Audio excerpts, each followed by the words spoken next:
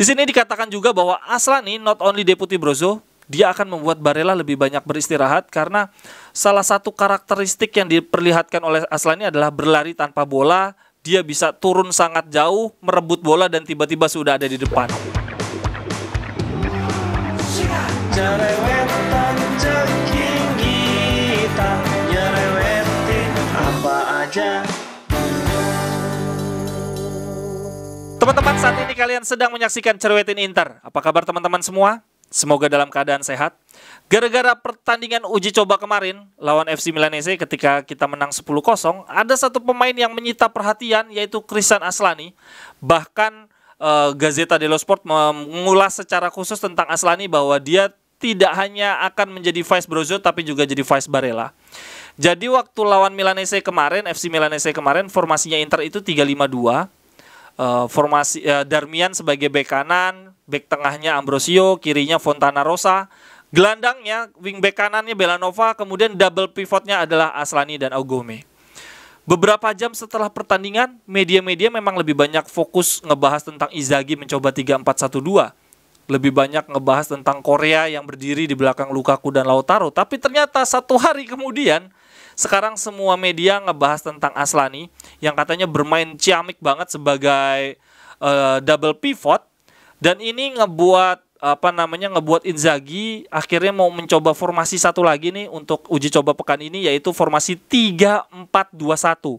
Lukaku jadi penyerang tunggal, kemudian untuk dua gelandang serang di belakangnya Lukaku untuk pertandingan persahabatan ini akan ditempati oleh Korea dan Hakan Çalhanoğlu. Nah, double pivotnya akan dicoba oleh Aslani lagi. Jadi katanya Aslani justru bermain luar biasa ketika menjadi double pivot. Ketika salah satu antara Barella atau Brozo nggak main, maka Inter akan mengubah formasi menjadi double pivot, salah satunya Aslani. Brozo Aslani atau Barella Aslani. Dan formasinya tidak akan 3-5-2, 3-4-1-2 atau 3-4-2-1. Itu yang sedang dievaluasi oleh Inzaghi di pramusim ini. Kalau dari yang gue baca, formasi 3-4-2-1 ini akan menjadi sangat menarik karena selain mengoptimalkan peran Aslani jadi jauh lebih berkembang, tetapi juga Dybala kalau jadi masuk, Çalhanoğlu dan Mkhitaryan juga akan keluar kemampuan terbaiknya karena posisi aslinya memang berdiri di belakang striker. Jadi ini akan sangat menarik banget nih. Di artikel yang gue baca ini ada kalimat cukup menarik teman-teman. That day, hari itu ketika uji coba, Aslani di luar dugaan dipasang sebagai attacking midfielder. Jadi ternyata formasi awalnya 3-4-1-2 itu Aslani double pivot, tapi Korea akhirnya di pertengahan pertandingan ditarik keluar dan Aslani dicoba sebagai trequartista dan bermain cukup bagus. Di sini dikatakan bahwa Aslani di luar dugaan dipasang sebagai attacking midfielder, a few meters ahead of his natural position, beberapa meter di depan posisi aslinya dia, dan bermain sangat bagus. Dan Inzaghi sangat menyukai flexibility dari Christian Aslani dan dia berharap Aslani tidak hanya menjadi deputi Brozo tetapi bisa bermain di beberapa posisi.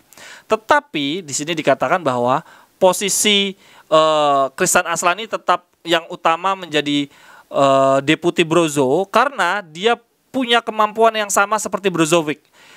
He knows how to set up and run far and wide without stopping. Jadi dikatakan bahwa Christian Aslani tetap fokus utamanya menjadi vice Brozovic karena dia punya kemampuan yang sama seperti Brozovic, yaitu kemampuan set up pertandingan, berlari melebar, berlari jauh tanpa mengenal lelah. Dan musim kemarin dikatakan bahwa Aslani berada di peringkat 7 sebagai pemain yang paling banyak berlari. Dan satu peringkat di atas Barella yang ada di peringkat 8. Untuk pemain yang paling banyak berlari selama bertahun-tahun didominasi oleh Brozovic.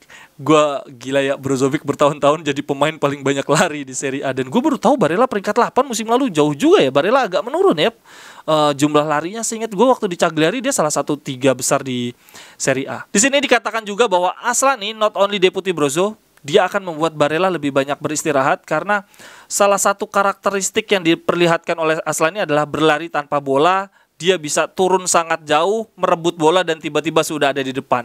Nah, ini catatan yang sangat menarik teman-teman.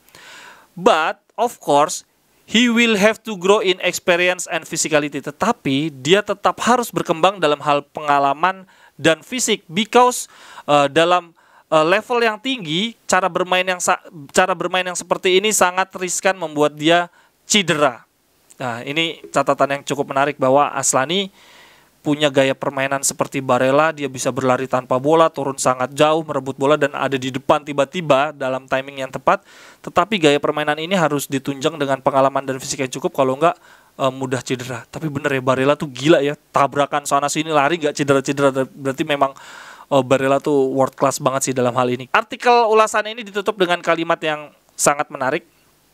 But the starting point is exceptional. Tetapi di luar kelebihan dan kekurangannya si Krishan Aslani ini, starting pointnya sudah luar biasa. Ini adalah start yang luar biasa untuk Aslani. The material is there. Ini adalah material tuh maksudnya sumber daya mentah gitu ya. Ini ada material sudah ada di depan mata. Dan sekarang adalah tugas Inzaghi transforming the squire into the future king. Mengubah pengawal menjadi raja di masa depan. Kita ingat baik-baik nih bahwa ulasan di Gazeta ini dikatakan bahwa ini adalah tugas Inzaghi mengubah pengawal menjadi raja di masa depan. Aslani sekarang disebut sebagai anak bawang, masih pengawal tapi punya segala materi untuk menjadi raja di masa depan. Kalau teman-teman gimana komentarnya tentang Aslani? Setuju nggak bahwa Aslani ternyata sangat cocok, tidak hanya jadi vice Brozo tapi juga jadi vice Barella, bahkan bisa main di trequartista. Dan ini akan jadi sangat menarik banget bahwa kita punya formasi selain 3-5-2, dan ketika Brozo nggak main, kita nggak bermain dengan formasi yang sama. Itu catatan banget musim lalu. Ketika Brozo absen, kita main dengan gaya yang sama, padahal nggak ada orang yang bisa gantiin peran Brozo. Nah sekarang dalam uji coba ini, ke depan Inzaghi akan coba 3-4-2-1 dan akan memilih mana yang lebih bagus antara 3-4-1-2 dan 3-4-2-1 untuk mengistirahatkan antara Barella dan Brozo dan mengoptimalkan Aslani. Silahkan komentarnya. Sampai ketemu di cerewetan-cerewetan berikutnya. Bye-bye, thank you.